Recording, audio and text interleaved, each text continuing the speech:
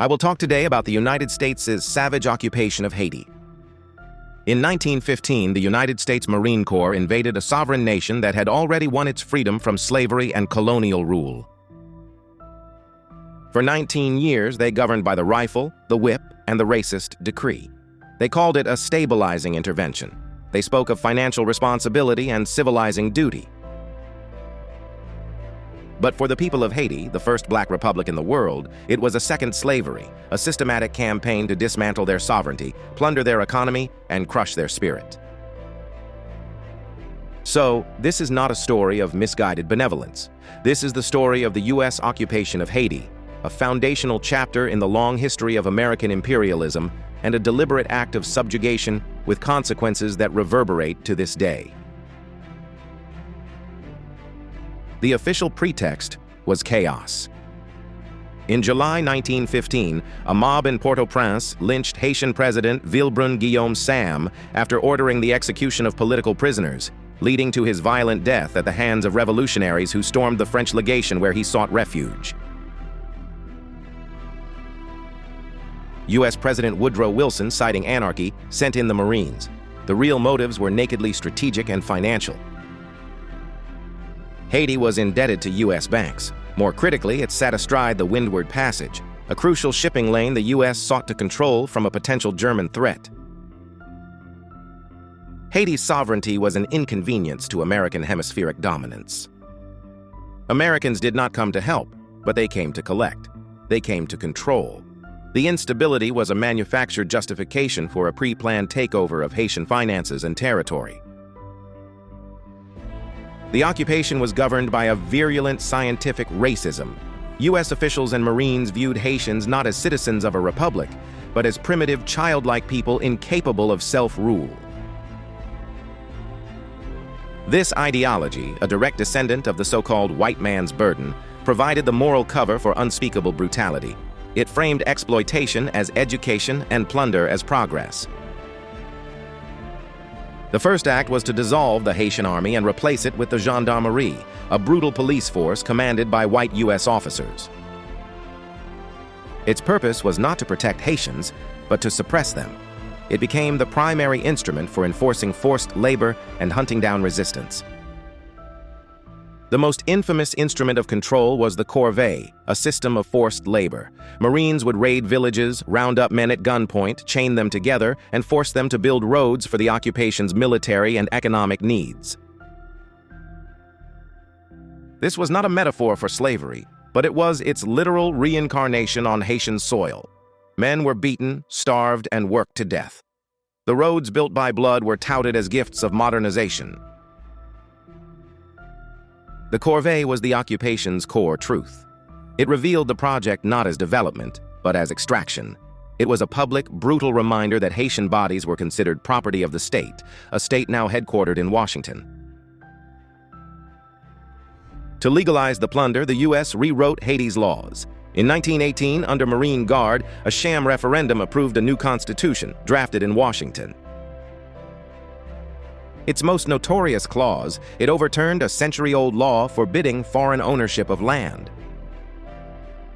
Overnight, Haiti's most valuable asset, its land, was opened for American corporate takeover.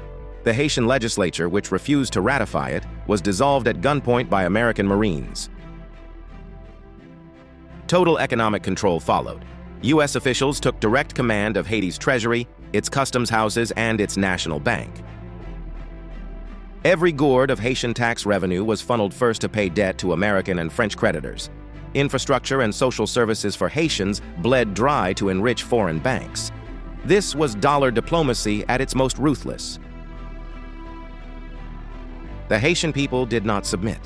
In the hills, the Cacos, the peasant resistance fighters, waged a guerrilla war. Their leader, Charlemagne Péralte, became a national symbol. In response, the American occupation unleashed a campaign of terror. When the Marines finally killed Péralte in 1919, they staged a photograph of his crucified body, hoping to crush the spirit of resistance. It had the opposite effect, turning him into an immortal martyr. In contrast, the United States awarded the Medal of Honor to his assassins.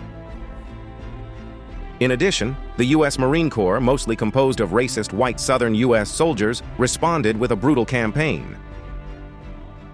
They systematically executed and massacred over 15,000 Haitians, following explicit written orders. A U.S. Army report in 1922 recognized and justified the killing of women and children by presenting them as auxiliaries of the freedom fighters. An American journalist, H.J. Seligman, reported that the Marines engaged in bumping off gooks, shooting civilians, as if it were a sport. The American occupation also sought to colonize the Haitian mind. They launched a violent campaign against Vodou, the spiritual bedrock of Haitian culture and a source of resistance, denouncing it as barbaric superstition. They imposed English in administration and promoted a curriculum that taught Haitian children their own history as one of failure, requiring American guidance.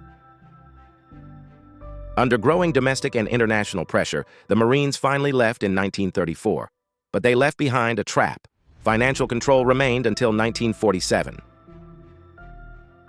More critically, they left behind the gendarmerie, now renamed the Garde d'Haïti, a militarized U.S.-trained force loyal not to the people, but to the idea of internal repression.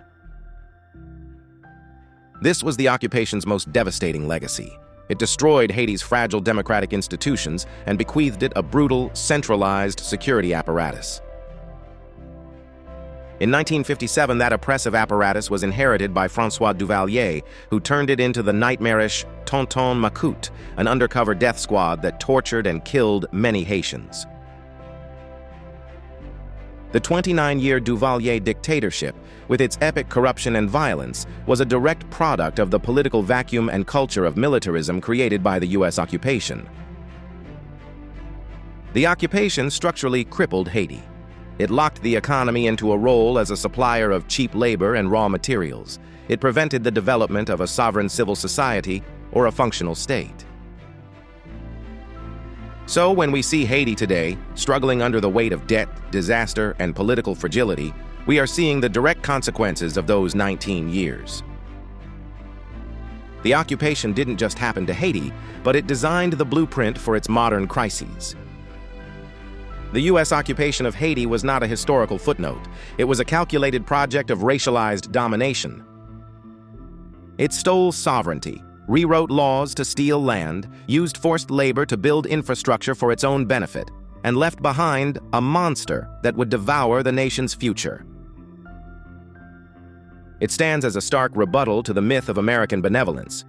Yes, to understand Haiti's present, the poverty, the political instability, and the resilience of its people, one must start here, in those 19 years, when a republic of former slaves was told once again that they were not fit to rule themselves. The Marines left, but the occupation never truly ended. For further information, see Hans Schmidt's The United States Occupation of Haiti, 1915-1934, and Laurent Dubois' Haiti, The Aftershocks of History. We will produce more videos on American imperialism. We welcome your suggestions. Thank you.